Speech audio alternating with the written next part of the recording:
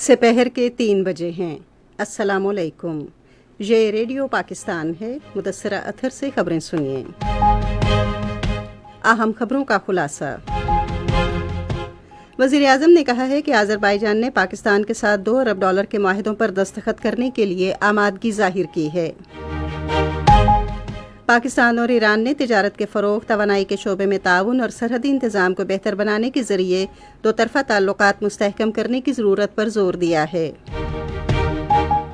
نائب وزیر اعظم اور پاکستان کے دورے پر آئے ہوئے ایرانی وزیر خارجہ نے ایک مشترکہ نیوز کانفرنس سے خطاب کرتے ہوئے مشرق وسطیٰ میں اسرائیل کی مسلسل فوجی جارحیت کی مذمت کی ہے۔ قائم مقام صدر نے لچک اور جدت پر مبنی صحت کے ایک مضبوط نظام کی ضرورت پر زور دیا ہے۔ ایشین انفراسٹرکچر انویسٹمنٹ بینک نے پاکستان کے ترقیاتی اہداف کے حصول میں تعاون فراہم کرنے کے عزم کا اعادہ کیا ہے۔ نامور مصنف اور فلمی ہدایت کار شباب کرانوی کی 42ویں برسی آج منائی جا رہی ہے۔ اور پاکستان اور آسٹریلیا کے درمیان دوسرا ایک روزہ بین الاقوامی میچ جمعے کو ایڈلیڈ میں کھیلا جائے گا۔ خبریں تفصیل سے۔ وزیر اعظم شہباز شریف نے کہا ہے کہ آذربائیجان نے پاکستان کے ساتھ $2 ارب کے معاہدوں پر دستخط کرنے پر آمادگی ظاہر کی ہے۔ آج اسلام آباد میں وفاقی کابینہ کے اجلاس کی صدارت کرتے ہوئے انہوں نے کہا کہ اس حوالے سے آذربائیجان کے صدر نے پیغام بھیجا ہے۔ وزیر اعظم نے سعودی عرب کے لیے پاکستانی وفد کی روانگی کا ذکر کرتے ہوئے کہا کہ سعودی ولی عہد شہزادہ محمد بن سلمان نے ان سے حالیہ ملاقات کے دوران پاکستان کی ترقی و خوشحالی کے لیے نیک خواہشات کا تبادلہ کیا اور وہ مختلف شعبوں میں تعلقات کو فوری مستحکم کرنے کے خواہاں ہیں۔ وزیر اعظم نے اسٹیٹ بینک کی جانب سے شرح پالیسی میں حالیہ کمی کو کاروبار، صنعت، زراعت اور برآمدات کے لیے ایک اہم پیش رفت قرار دیا۔ نائب وزیر اعظم اور وزیر خارجہ محمد اسحاق ڈار نے ایرانی وزیر خارجہ سید عباس اراغچی اور ان کے وفد کا آج اسلام آباد میں وزارت امور خارجہ پہنچنے پر پرتپاک استقبال کیا۔ مذاکرات کے دوران انہوں نے پاکستان اور ایران کے درمیان دیرینہ تعلقات کو سراہا اور ان تعلقات کو تجارت، توانائی میں تعاون اور بارڈر مینجمنٹ کے ذریعے مستحکم کرنے پر زور دیا۔ پاکستان اور ایران نے مشرق وسطیٰ میں اسرائیل کی مسلسل جارحیت، نہتے شہریوں کے خلاف نسل کشی کی کارروائیوں اور مقبوضہ علاقوں میں اس کے غیر قانونی اقدامات کی مذمت کی ہے۔ نائب وزیر اعظم اور وزیر خارجہ اسحاق ڈار نے ایرانی وزیر خارجہ سید عباس اراغچی کے ہمراہ آج اسلام آباد میں دو طرفہ بات چیت کے بعد مشترکہ نیوز کانفرنس سے خطاب کرتے ہوئے کہا کہ اسرائیلی کارروائیاں بین الاقوامی قانون اور اقوام متحدہ کے منشور کی خلاف ورزی ہیں جو مشرق وسطیٰ میں ہر طرح کی کشیدگی کی بنیادی وجہ ہیں۔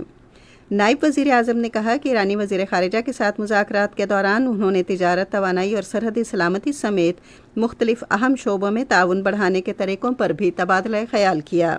انہوں نے کہا کہ فریقین نے سرحدی انتظام اور مشترکہ چیلنجز پر قابو پانے کے لیے اشتراکی عمل بڑھانے پر اتفاق کیا ہے۔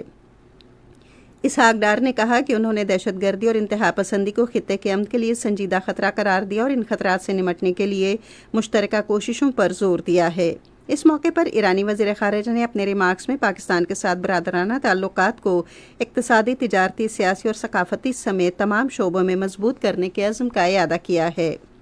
نائب وزیر اعظم نے کہا کہ ایرانی وزیر خارجہ کے ساتھ مذاکرات کے دوران انہوں نے تجارت، توانائی اور سرحدی سلامتی سمیت مختلف اہم شعبوں میں تعاون بڑھانے کے طریقوں پر بھی تبادلہ خیال کیا۔ انہوں نے کہا کہ فریقین نے سرحدی انتظام اور مشترکہ چیلنجز پر قابو پانے کے لیے اشتراکی عمل بڑھانے پر اتفاق کیا ہے۔ اسحاق ڈار نے کہا کہ انہوں نے دہشت گردی اور انتہا پسندی کو خطے کے امن کے لیے سنجیدہ خطرہ قرار دیا اور ان خطرات سے نمٹنے کے لیے مشترکہ کوششوں پر زور دیا ہے۔ اس موقع پر ایرانی وزیر خارجہ نے اپنے ریمارکس میں پاکستان کے ساتھ برادرانہ تعلقات کو اقتصادی، تجارتی، سیاسی اور ثقافتی سمیت تمام شعبوں میں مضبوط کرنے کے عزم کا اعادہ کیا ہے۔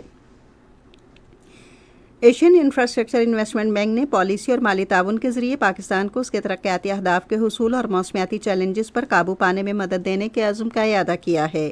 یہ بات کلائنٹ ریجن اور پروجیکٹ فائنانس گلوبل کانسٹینٹن لمٹ اووسکی کی قیادت میں بینک کے ایک وفد سے اسلام آباد میں وزیر خزانہ محمد اورنگزیب سے ملاقات کے دوران کہی۔ ایشین انفراسٹرکچر انویسٹمنٹ بینک کی ٹیم نے کہا ہے کہ وہ پاکستان کو ایک اہم شراکت دار کے طور پر دیکھتے ہیں۔ ٹیم نے وزیر خزانہ کو پاکستان میں بینک کی سرمایہ کاری کے بارے میں بتایا۔ محمد اورنگزیب نے پاکستان کے لیے خصوصاً قدرتی آفات اور موسمیاتی اثرات سے نمٹنے اور آفات سے طویل المیعاد بنیادوں پر نمٹنے کی تیاریوں میں بینک کے مالی اور فنی تعاون کو سراہا۔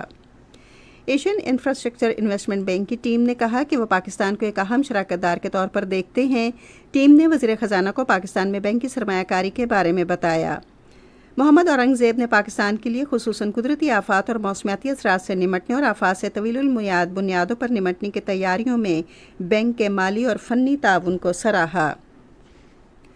رواں مالی سال کی پہلی سہ ماہی میں غیر ملکی سرمایہ کاری میں 48% کا نمایاں اضافہ خصوصی سرمایہ کاری سہولت کونسل کی مؤثر حکمت عملی کا مظہر ہے۔ چین کی طرف سے 40 کروڑ 4 لاکھ ڈالر جبکہ سعودی عرب کی جانب سے 18 لاکھ ڈالر کی سرمایہ کاری کی گئی۔ متحدہ عرب امارات نے 2 crore 50 lakh dollar, Hong Kong نے 9 کروڑ 80 لاکھ ڈالر، برطانیہ نے 7 کروڑ 20 لاکھ ڈالر اور امریکہ نے 2 کروڑ 80 لاکھ ڈالر کی سرمایہ کاری کی۔ خصوصی سرمایہ کاری سہولت کونسل کی خصوصی کوششوں کے باعث کئی ممالک پاکستان میں سرمایہ کاری کرنے میں دلچسپی ظاہر کر رہے ہیں۔ یہ خبریں آپ ریڈیو پاکستان سے سن رہے ہیں۔ قائم مقام صدر یوسف رضا گیلانی نے لچک اور جدت کی بنیاد پر صحت کے مضبوط نظام کی ضرورت پر زور دیا ہے۔ انہوں نے یہ بات ہیلتھ سروسز اکیڈمی کے زیر اہتمام اسلام آباد میں 14ویں پبلک ہیلتھ کانفرنس سے خطاب کرتے ہوئے کہی۔ انہوں نے کہا کہ ایک مضبوط اور مستحکم قوم کے لیے ماہرین صحت کو صحیح مہارت اور وسائل کی فراہمی ناگزیر ہے۔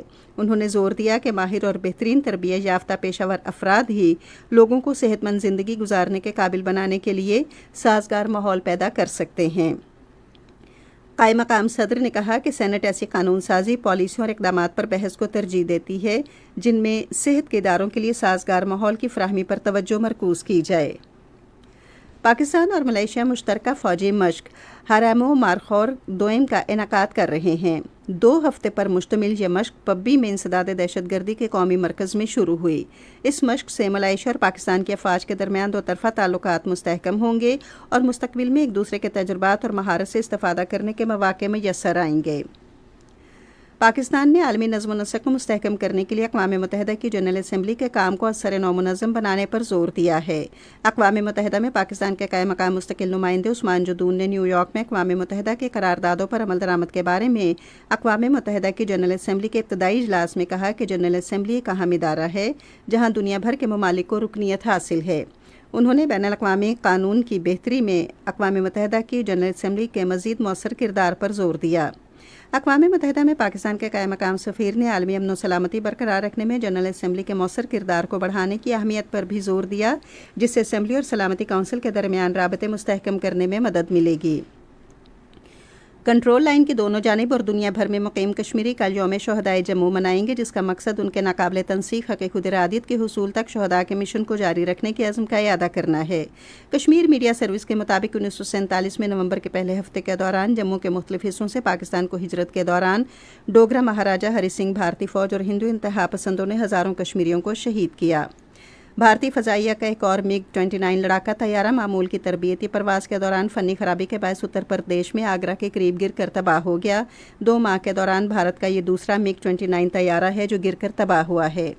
محصور غزہ پر اسرائیلی حملوں کے دوران مزید 33 فلسطینی شہید ہو گئے ہیں۔ معروف ادیب، فلم ساز، ہدایت کار اور شاعر شباب کرانوی کی آج 42ویں برسی منائی جا رہی ہے۔ شباب کرانوی 1925 کو بھارتی صوبے اتر پردیش کے ضلع مظفر نگر کے علاقے کیرانہ میں پیدا ہوئے۔ ان کا اصل نام نذیر احمد تھا۔ انہوں نے اردو ادب کے فروغ کے لیے گراں قدر خدمات انجام دیں اور 24 ناول لکھے۔ انہوں نے پاکستانی فلمی صنعت میں بطور پروڈیوسر اور نغمہ نگار 1955 میں فلم جلوہ سے اپنے فنی سفر کا آغاز کیا۔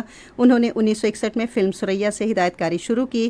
شباب کرانوی 1982 میں آج کے روز لاہور میں انتقال کر گئے۔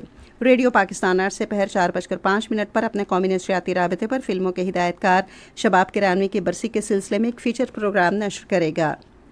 پاکستان اور آسٹریلیا کے درمیان 3 میچوں کی سیریز کا دوسرا ایک روزہ بین الاقوامی کرکٹ میچ جمعے کو ایڈلیڈ میں کھیلا جائے گا۔ میچ صبح 8:30 بجے شروع ہوگا۔ آسٹریلیا کو سیریز میں 1-0 سے برتری حاصل ہے۔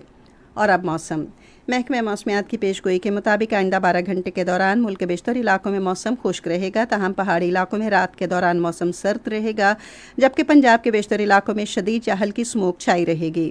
آج ریکارڈ کیا گیا بعض بڑے شہروں کا درجہ حرارت: Islamabad 28 degree centigrade, Lahore 30، Karachi 35، Peshawar اور کوئٹہ 28، مری 19، گلگت 25، مظفر آباد 26، سری نگر 23، جموں 29 اور لیہ 12 ڈگری سینٹی گریڈ۔